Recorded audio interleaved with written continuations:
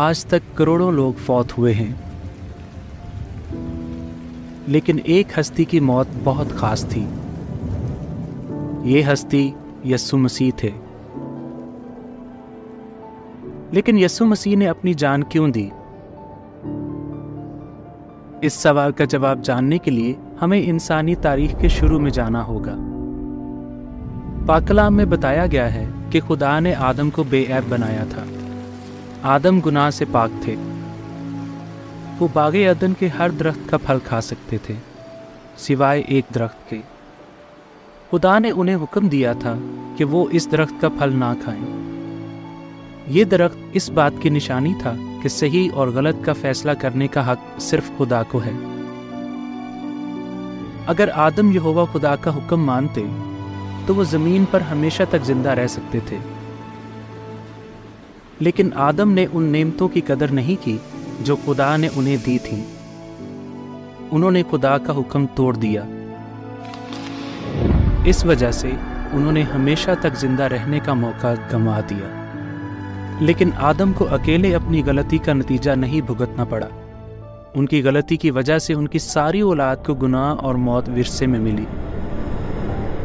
इंसान अपने बलबूते पर गुनाह और मौत की गिरफ्त से आजाद नहीं हो सकते थे, बल्कि उन्हें एक मसीहा की जरूरत थी।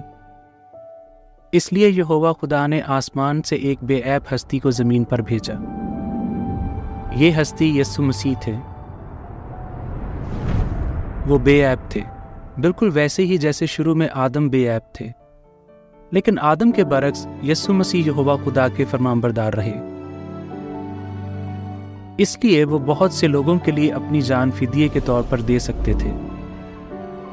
मगर एक इंसान की मौत से सब इंसानों को कैसे फायदा पहुंच सकता था? फर्ज करें कि एक फैक्ट्री का मैनेजर फैक्ट्री का सारा पैसा चुरा लेता है।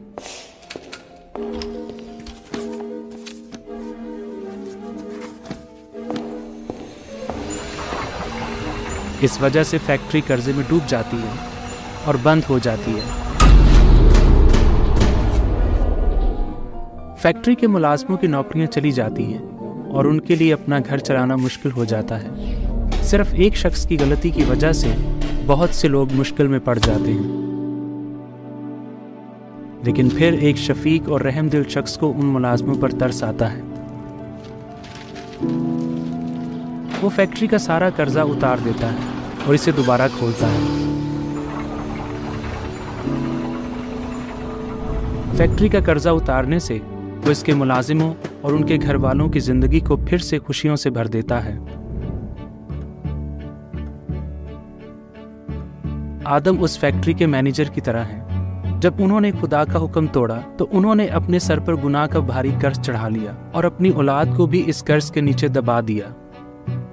यीशु मसीह उस रहमदिल शख्स की तरह हैं। उन्होंने अपनी बेऐब जिंदगी कुर्बान करके इंसानों के गुनाहों का कर्ज चुका दिया और उनके लिए हमेशा तक जिंदा रहने की राह फिर से खोल दी।